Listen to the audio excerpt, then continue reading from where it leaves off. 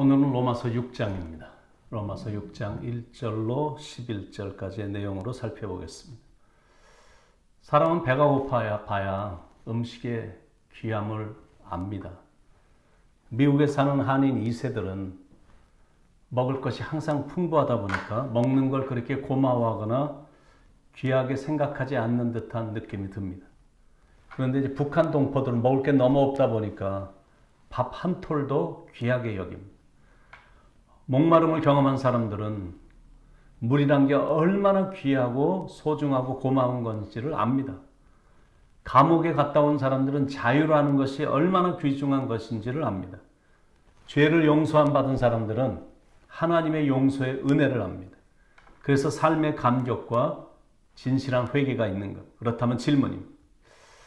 이 은혜를 체험하기 위해 죄를 지어야 되는가? 더 큰 은혜와 감격을 체험하기 위해 일부러 불순종을 해야 되는가? 그렇지 않습니다. 배가 고픈데 밥의 고마움을 더 절실히 느끼기 위해서 밥이 있는데도 하루를 더 굶어야 되는가? 그렇지 않습니다. 병들면 어머니의 사랑이 더욱더 간절해지고 더 피부로 느껴지기 때문에 어머니의 그 사랑을 받으려고 일부러 병들겠습니까? 그럴 수 없다라는 거예요. 아버지의 따뜻한 사랑을 더 느껴보려고 또 집을 나가야 되나? 아니다라는 거예요. 자유를 느끼기 위해 일부러 강도짓을 해서 감옥에 가야 되느냐? 아닙니다. 죄를 용서함 받은 우리들인데 더 큰 은혜를 체험하기 위해서 죄를 지어서는 안 된다라는 거예요. 15절 후반부에 그럴 수 없느니라 선포하고 있습니다. 크리스찬들의 큰 기쁨은 죄사함을 받은 기쁨이거든. 그런데 크리스찬들의 큰 슬픔은 뭐냐면 용서함을 받았음에도 불구하고 여전히 죄를 짓고 있는 것. 그런데 가장 큰 소식, 기쁜 소식은 뭐냐면 우리의 범죄와 부족함에도 불구하고 하나님의 은혜는 여전히 넘친다라는 것. 그러니까 머리가 잘 돌아가는 사람들이 계속적인 죄를 짓는 것을 정당하기 위해서 이런 성경 구절을 악용합니다. 로마서 5장 20절에 율법이 들어온 것은 범죄를 더하게 하려 함이라. 그러나 죄가 더한 곳에 은혜가 더욱 넘쳤나니. 죄가 더한 곳에 은혜가 더욱 넘치기 때문에 더 큰 은혜를 받기 위해서 더 많이 죄를 짓자. 그러나 성경은 분명히 선포하거든요. 그건 절대 안 된다. 그럴 수 없다라는 것. 1절에 그런즉 우리가 무슨 말을 하리요? 은혜를 더하게 하려고 죄에 거하겠느냐? 2절 그럴 수 없느니라.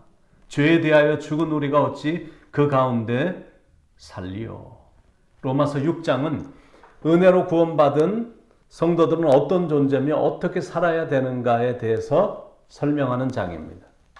은혜로 구원받은 성도들은 먼저는 예수님과 연합된 존재다라는 거예요. 3절에서 8절을 보면 합하여라는 말이 3번 나오고 함께라는 말이 4번 나오고 연합한 자라는 말이 2번 나오는데 총 9번이나 등장을 합니다. 그 뜻은 예수를 구주로 영접한 순간 우리는 영적으로 예수님과 연합이 된다는 뜻입니다. 그래서 예수님이 체험한 체험을 자기 자신도 하게 되는 것. 어떤 체험이냐면 첫째는 죽음의 체험입니다. 예수님을 자신의 구세주로 영접한 순간 예수님과 연합이 되는데 예수님과 연합이 이렇게 됐다라는 것은 예수님 십자가에 죽으셨을 때 자기의 옛사람도 함께 죽었다라는 것. 내가 그리스도와 함께 십자가에 못 박혔나니. 그게 연합이라는 의미고 원리입니다.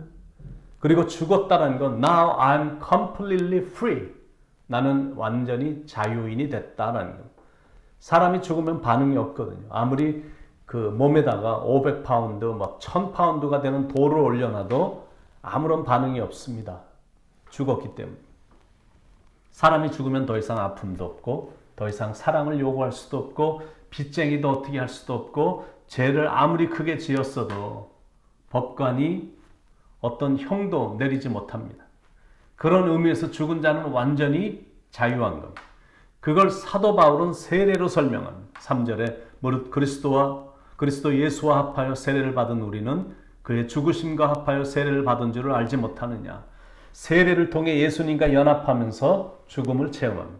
그 죽음이란 죄에 대해서 죽고 이 세상에 대해서 죽는 체험인 겁니다. 근데 두 번째 예수님과 연합하면 체험되는 게 부활의 체험이다. 예수 그리스도와 함께 죽었다는 것은 죄와 이 세상에 대해서는 죽었고 하나님에 대해서는 다시 살았다라는 것. 4절과 5절. 그러므로 우리가 그의 죽으심과 합하여 세례를 받음으로 그와 함께 장사되었나니 이는 아버지의 영광으로 말미암아 그리스도를 죽은 자 가운데서 살리신과 같이 우리로 또한 새 생명 가운데서 행하게 하려 함이라. 만일 우리가 그의 죽으심과 같은 모양으로 연합한 자가 되었으면 또한 그의 부활과 같은 모양으로 연합한 자도 되리라. 8절. 만일 우리가 그리스도와 함께 죽었으면 또한 그와 함께 살 줄을 믿노니. 11절. 이와 같이 너희도 너희 자신을 죄에 대하여는 죽은 자요 그리스도 예수 안에서 하나님께 대하여는 살아있는 자로 여길지어다. 그러니까 예수님과 함께 나의 옛사람은 죽었고 예수님과 함께 나는 새 사람으로 다시 태어났다라는 것. 그렇다면 질문입니다. 아직도 습관적으로 죄를 짓고 있는데 어떻게 옛사람이 죽었다고 말할 수 있습니까? 여러분, 성경의 가르침을 잘 알아야 됩니다. 알지 못하면 자꾸 혼동을 하게 되고 잘 이해하지 못하면 자칫 잘못하면 실족할 수도 있습니다. 죄에 대해서 죽었다라는 것은 죄가 우리 안에서 죽었다라는 뜻이 아닙니다. 죄는 아직도 살아있거든요. 아무리 예수님을 확실히 믿고 구원의 고백을 했어도 죄의 파워는 엄청나기 때문에 여전히 우리를 넘어지게 하고 또 실족시키고 유혹에 빠지고 싶은 충동이 일어나도록 하거든요. 그러니까 죄는 아직도 살아있는 겁니다. 그리고 죄에 대해서 죽었다는 것은 죄에 대해서 죽어야 된다는 뜻도 아닙니다. 우리는 아무리 노력해도 아무리 금욕주의로 산다 할지라도 죄에서 자유할 수 있는 길은 인간의 노력이나 인간의 방법을 통해서는 가능치 않습니다. 사도 바울이 말하려고 하는 그 중요한 포인트는 뭐냐면 죄에 대해서 죽으라고 말하는 게 아니라 우리는 이미 죄에 대해서 죽었다라고 말하는 겁니다. 예수님이 십자가에서 돌아가셨을 때 우리의 옛사람도 죽었습니다. 예수님이 나의 죄값을 짊어지시고 십자가에서 죽으셨을 때 예수님만 죽으신 게 아니라 나의 옛사람도 예수님과 함께 연합해서 죽었다라는 겁니다. 4절. 그러므로 우리가 그의 죽으심과 합하여 세례를 받음으로 그와 함께 장사되었나니. 우리의 옛사람이 예수님과 함께 장사되었다. 좀 더 이해하기 쉽게 제가 표현을 하자면 그와 함께 예수님과 함께 이미 장례식을 치루었다는, 우린 예수님과 함께 이미 죽었습니다. 그런데 감사하게 예수님이 부활하심으로 우리는 예수님과 연합이 됐기 때문에 새 사람으로 다시 살아난 겁니다. 이 사실을 확실히 믿으라는 거예요. 예수님의 죽음이 나의 죽음이고 예수님의 부활이 나의 부활인 것을 믿으라라는 거예요. 11절에 이와 같이 너희도 너희 자신을 죄에 대하여는 죽은 자요 그리스도 예수 안에서 하나님께 대하여는 살아있는 자로 여길지어다. 이 십자가의 능력, 이 부활의 능력, 그게 바로 세례입니다. 물속에 들어가면서 나는 예수님과 함께 이제 옛사람은 죽었다라고 말하는 거고, 그리고 그렇게 믿는 거고, 그리고 세례 받을 때 물에서 다시 올라오면서 나는 예수님과 함께 다시 살았다라고 그렇게 믿는 거거든요. 쉽게 말하면 나의 옛사람은 그리스도와 함께 죽고 그리스도 안에서 새 사람이 된 것이다. 예수님이 우리를 그렇게 만들어 주신 것. 약간 좋게 고쳐주신 게 아니라 다 무너뜨렸다가 완전히 새롭게 만들어 주신 것. 그런즉 누구든지 그리스도 예수 안에 있으면 새로운 피조물이라. 이전 것은 지나갔으니 보라 새 것이 되었도다.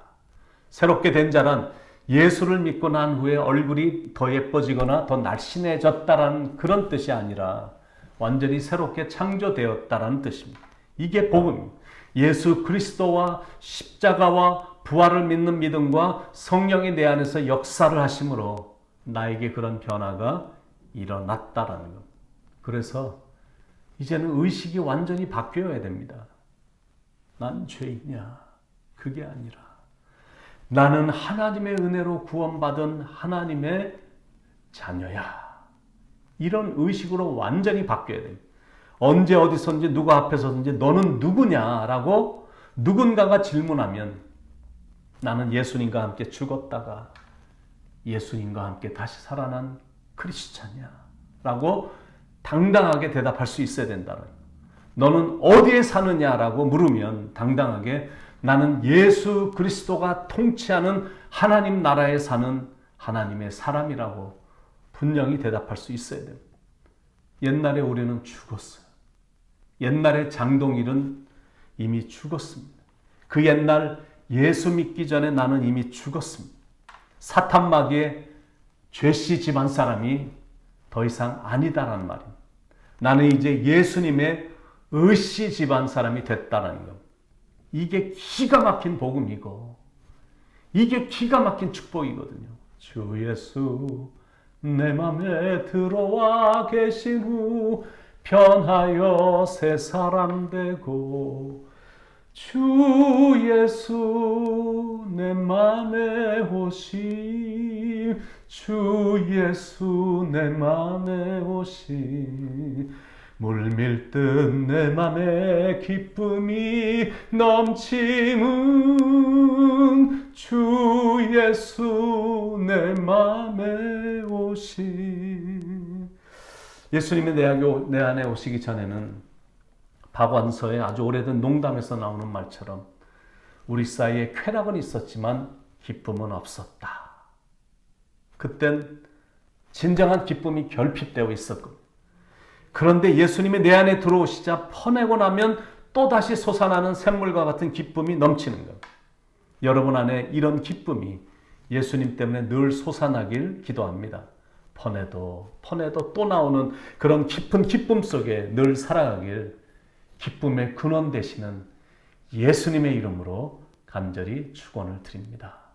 잠깐 같이 한번 기도하기를 원하는데 이렇게 한번 기도했으면 좋겠습니다. 하나님 저를 변화시켜 주시옵소서. 하나님 제가 정말 변화되길 원합니다. 매일 사탄에게 끌려다니는 걸 원치 않습니다. 주님이 저를 통치하시길 원합니다. 주님하고만 이 구원의 길을 기쁨으로 걷기를 원합니다. 우리의 삶의 소망, 한국의 소망, 미국의 소망, 열방의 소망, 변함없는 반석, 온 땅의 영원한 소망, 어둠 가운데 빛, 변함없는 진리, 온 땅의 빛, 그분의 이름은 예수 그리스도이신데 우리가 그분에게만 집중할 수 있도록 인도해 주시고 이 모든 사실이 100% 믿어지게 하시고 나의 삶이 거기에만 집중할 수 있도록 하나님 도와주시옵소서. 우리 한번 이 기도 제목으로 딱 1분만이라도 한번 같이 기도했으면 좋겠습니다. 사랑하는 하나님 완전히 변화된 삶으로 조금씩 개선되는 것으로 만족하는 것이 아닌 완전히 그리스도 안에서 새로운 피조물이 돼서 변화된 모습으로 하나님 앞에 나오게 하시고 하나님께 기도하게 하시고 온 세상의 온 세상 열방의 소망이 오직 예수 그리스도이신데 그분만이 길이시고 진리고 소망이신데 생명이신데 부활이신데 그분에게만 집중하며 그분의 음성을 들으며 그분의 뜻을 발견하여 그분의 뜻을 이루어드리며 살아가는 그런 이렇게 새롭게 피조물이 된 사람의 아름다운 모습이 우리의 삶에서 나타날 수 있도록 하나님 축복 내려주시옵소서.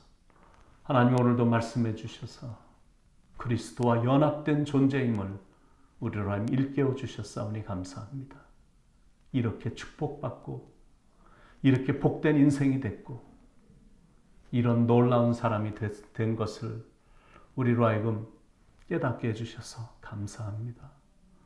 완전히 복받은 복덩어리가 됐는데 오늘도 감사하며 그 사실에 감격하며 이 하루를 살아가되 그 사실이 너무나 감격스러워 오늘도 기쁨이 충만한 가운데 이 길을 힘차게 걸어갈 수 있도록 인도해 주시옵소서. 예수님의 이름 받들어 간절히 기도드립니다.